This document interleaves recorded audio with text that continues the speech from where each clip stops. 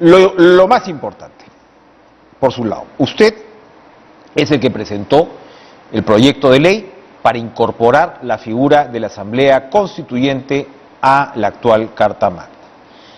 Y al mismo tiempo, el partido, o un sector del partido, recoge firmas para el famoso referéndum. Ayer hemos visto, hemos escuchado, hemos conversado con un constitucionalista, como es el caso de Omar Cairo. Anteayer conversamos con el señor Urbiola, expresidente del Tribunal Constitucional, y ambos coinciden, a pesar de que en otros puntos piensan distinto, que efectivamente no se podría convocar una asamblea constituyente solamente con el referéndum sin pasar forzosamente por el Congreso. Su proyecto de ley parecía reconocer eso, pero por el otro lado parece también que hay sectores de Perú Libre que, lo conversábamos con su colega Quito hace un par de días, y él decía, no, vamos a apuntar al final a las dos vías porque sí pensamos que el tema del referéndum, vía referéndum, es constitucional. ¿Cómo es el partido de la Asamblea Constituyente ahora mismo dentro de Perú Libre? Cuéntenos, por favor. Bueno, sí, he presentado el proyecto legislativo para que se modifique parcialmente el artículo 206, para que se adicione en este caso la figura de la Asamblea Constituyente. Estamos pidiendo de que se incorpore esta figura, pero que sea a través de un referéndum. De tal manera que aquí hay dos espacios bien claros. Uno es que nosotros como legisladores, en este caso, estamos presentando para que se haga esta modificación parcial, que es totalmente constitucional, y el otro espacio es que el partido también está recolectando firmas para el referéndum. Es decir, estamos cumpliendo con lo que nosotros hemos planteado en campaña, de que vamos a ir por el cambio de la Constitución política a través de una Asamblea Constituyente. O sea, pero las firmas que ustedes están recogiendo, la idea es recogerlas para que puedan ser presentadas ya con la nueva figura incorporada a la Constitución, eventualmente. Correcto, podría ser también, Podría ser, pero como bien usted ha dicho, esto tiene que pasar por los votos en el Congreso, y si no se diera eso, también pues esas firmas van para presentarlos también, ¿no? O sea, ustedes se la jugarían para ver si vía referéndum sin la modificación constitucional pasa.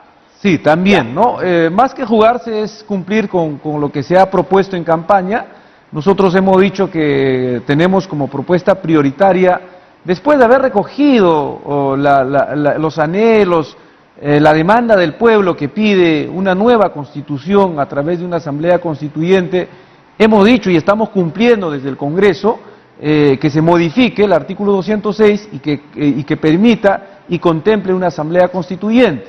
Pero también entendemos de que en el Congreso se necesitan votos y si no se diera ese caso, también nos permite la misma Constitución ir por la vía del referéndum. O sea, su proyecto de ley no reconoce entonces que sea imposible ahora mismo ir a la Asamblea Constituyente vía referéndum. O sea, ¿ustedes creen que aún así es posible? ¿Hay un espacio para eso? Correcto, correcto. No, son dos espacios diferentes, como le digo.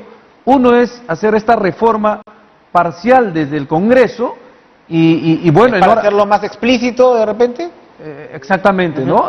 Para que puedan ver la población, porque hay que recordar, Enrique, que en esta campaña yo he visto que todos los partidos han estado de acuerdo en que se haga algunas reformas a esta Constitución. Muchos de ellos han hablado inclusive de hacer, al menos han propuesto o han dado a entrever una nueva Constitución. Entonces nosotros estamos cumpliendo con eso y esperemos pues que sean consecuentes cuando se debata esto en la Comisión de Constitución y eventualmente cuando pase al Pleno, de tal manera que dentro del marco constitucional podamos hacer este cambio para una Asamblea Constituyente. Ahora, sea la vía por la cual ustedes vayan a apuntar, en su proyecto de ley, que usted es interesante porque recoge además experiencias donde está la figura de la Asamblea Constituyente en otros países, ¿no? Tipo Costa Rica, incluso Chile que vio la modificación, etcétera, ¿no? Países de la región, Ecuador me parece que lo tiene, Bolivia también me parece que lo tiene, que ha pasado por procesos constitucionales.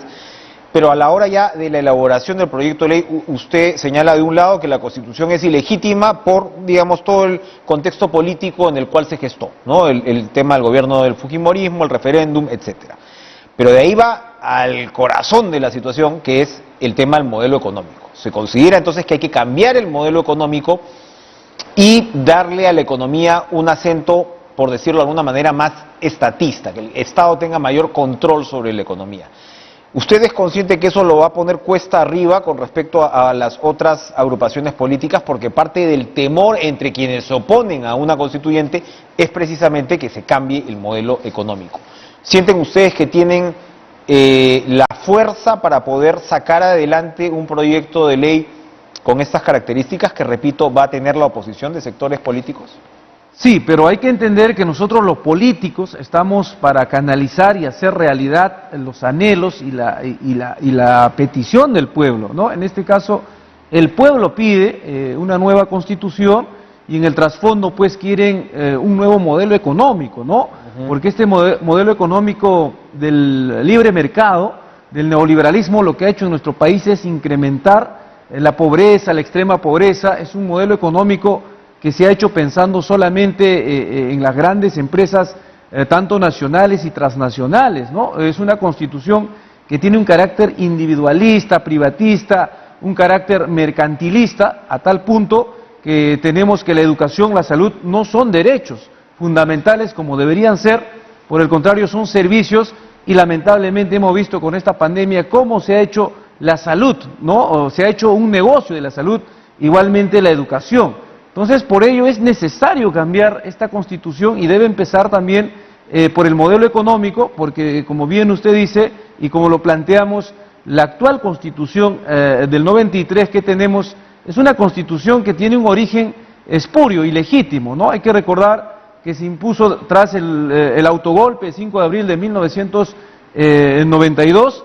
y en el Congreso Constituyente Democrático no hubo pluralidad. Es decir, no se hizo con mayor debate, con presencia de todos los sectores de nuestra patria. Coincido con usted en que la Constitución del 93 tiene efectivamente un vicio que podríamos llamar pecado original. Pero también es cierto, congresista, que esa Constitución se ha modificado como 40 veces. Se ha retirado la firma de Fujimori de la Constitución. ¿No sería más viable poder debatir cambios, no sé si al nivel de los que usted señala con el digamos, modelo económico, pero debatir cambios dentro del Congreso y llegar a consensos, ¿no le parecería viable? ¿No es un plan B? Sí, definitivamente eso debería ser. Bien ha dicho usted, esta Constitución ha tenido modificaciones, pero han sido modificaciones solamente de forma, ¿no? Han sido modificaciones que no han ido al fondo del asunto, y en este caso el fondo del asunto es el capítulo económico. Tenemos artículos como el artículo 60 que le ata al propio Estado, no le permite tener actividad empresarial. Tenemos el artículo 62 que es totalmente lesivo a los intereses del Perú, de la patria, porque es un artículo que a través de los contratos ley ha permitido que se privaticen y que no se pueda regular ni siquiera desde el Congreso. Esto es preocupante, de tal manera que artículos como el 62 han causado de que la corrupción sea mayor, se institucionalice al más alto nivel. Estamos de acuerdo en que se hagan estos cambios, sin embargo estamos viendo la postura de la bancada, de los grupos de derecha, que no quieren tocar y no quieren cambiar esto, cuando el pueblo peruano, las grandes mayorías del Perú profundo, quieren realmente un cambio. Ahora, pero las encuestas dicen que la gente quiere cambios, pero no cambios radicales, ¿no? Usted lo que está planteando es un cambio radical. Las encuestas en nuestro país no son tan confiables, Enrique, usted lo sabe muy bien, precisamente hablando de la época nefasta de los 90, en el cual las encuestadoras pues recibían dinero de Vladimiro Montesinos, y desde entonces no ha habido una catarsis, no ha habido una aclaración sobre este punto y no son tan confiables, ¿no? Entonces, hay un gran porcentaje también que pide que se cambie la Constitución. Por eso nosotros estamos planteando que sea a través de un referéndum, que sea el pueblo que diga si se cambia o no se cambia, y por lo tanto no hay nada que temerle. Cuénteme, ¿el presidente Castillo está de acuerdo, más que con el cambio de Constitución, yo creo que está de acuerdo, pero con la línea del modelo económico que se plantea en el proyecto de ley? ¿Ha podido conversar con él? Sería interesante saber su perspectiva. Bueno, el presidente Castillo, tanto el quien le habla, pertenecemos a un partido, y este partido tiene una línea ideológica del cual ha salido el programa, ¿no? El plan de gobierno, en el cual definitivamente nosotros planteamos de que hay que cambiar este modelo económico. Por lo tanto, se entiende también que el presidente ha propuesto eso en campaña, ha planteado eso y como tal Tendría también que cumplirlo. Tiene que cumplir, porque tenemos que cumplir y honrar la palabra que se ha dicho en campaña. Ahora, congresista Flores, es bien interesante este debate porque yo me imagino, él sí llega después de la campaña, pero no creo que el ministro de Economía, Pedro Franque, o el señor Velarde, que está siendo confirmado aparentemente al frente de BCR, estén de acuerdo con esos planteamientos. El señor Velarde se entiende, pero Pedro Franque es el ministro actual del gobierno. ¿Cómo conjugan ahí esas tendencias? Bueno, en este caso ellos tienen que ser coherentes. Estamos con un gobierno progresista que ha propuesto, o como le digo, el plan de gobierno en campaña y tienen que cumplir, ¿no? De tal manera que ellos son funcionarios de confianza y están en el lugar que están para hacer realidad los anhelos del pueblo y lo que nosotros hemos planteado. Cuénteme, a ver, ayer también se aprobó esta ley de cremación, en fin, para resumirlo, ¿no? Disposición de cadáveres de líderes terroristas, y el gobierno el presidente la ha aprobado, la ha promulgado rápidamente. Creo que tiene la firma del primer ministro, también del señor Bellido, y hemos escuchado voces dentro de la bancada que había, por cierto, votado en contra de este proyecto de ley, que se han mostrado contrarios. Lo comentamos fuera de cámaras, el señor Paredes ha dicho que el gobierno debió observar este proyecto de ley porque había en todo caso que equiparar la cancha, es decir, que gente sentenciada por lesa humanidad, como el señor Alberto Fujimori, tendría que haber entrado también en esa ley. ¿Usted piensa igual? Sí, nosotros el día de ayer hemos pedido un texto sustitutorio de que también se incluya en esto a aquellos que están condenados por delitos de lesa humanidad, que también han practicado el terrorismo de Estado en algún momento. Recordemos el caso Fujimori, Barrios Altos, La Cantuta, pero también está otros casos como en Ayacucho, en Cayara, en Ajomarca, en Putis, etcétera, ¿no? De tal manera que ellos no han aceptado y por ello nosotros hemos votado en contra. Y bueno, lo que implica en este caso la pregunta es, eso demuestra que nosotros somos un partido democrático donde puede haber discrepancia y nosotros somos respetuosos de la instancia de cada uno y bueno, si el presidente de la República lo ha promulgado, tendrá sus razones. Ahora, usted es representante de Ayacucho, señor. Correcto. El departamento más castigado, ¿no?, por la época de la violencia. Por lo general, en su agrupación, cuando se suele argumentar sobre el tema Guzmán, la respuesta es, bueno, pero otros han cometido crímenes. ¿No es para ustedes, Guzmán, el principal perpetrador, violador, criminal de derechos humanos? Estamos totalmente de acuerdo nosotros. O sea, ¿por qué no responder sí? Hemos condenado el terrorismo que lamentablemente acaeció en nuestra patria, venga de donde venga.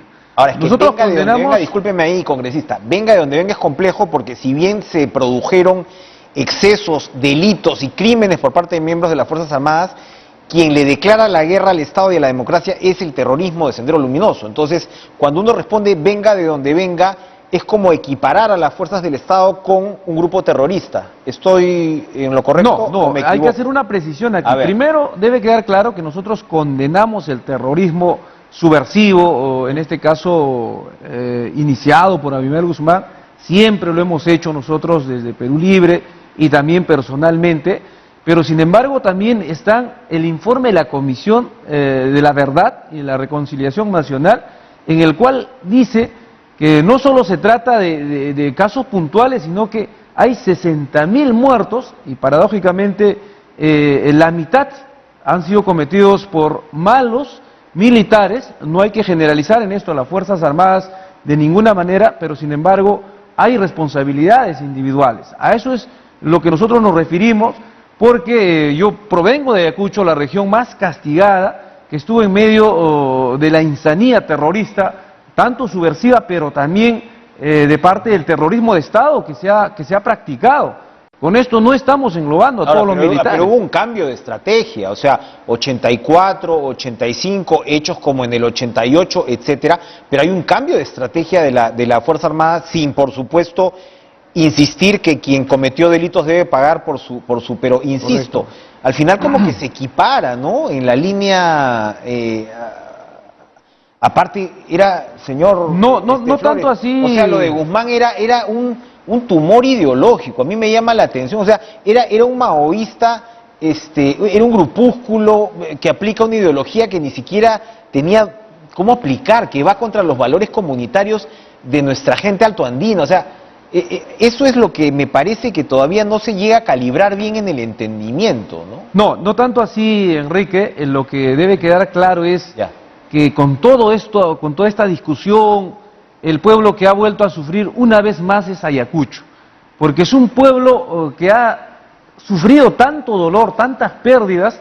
Todavía hay familias que no han podido enterrar a sus muertos, de tal manera que pareciera que se ve otra vez en medio de esos odios políticos de ambos extremos, ¿no? En el cual nosotros condenamos, como le vuelvo a reiterar, el terrorismo, y debe quedar claro que también tienen que pagar su culpa, porque hay pues familias que han sido víctimas también de parte del terrorismo de Estado y que hasta ahora no encuentran reparación ni justicia. Sobre todo queríamos traer eso a colación. Gracias, congresista Alex Flores. Gracias por venir, como siempre, al programa.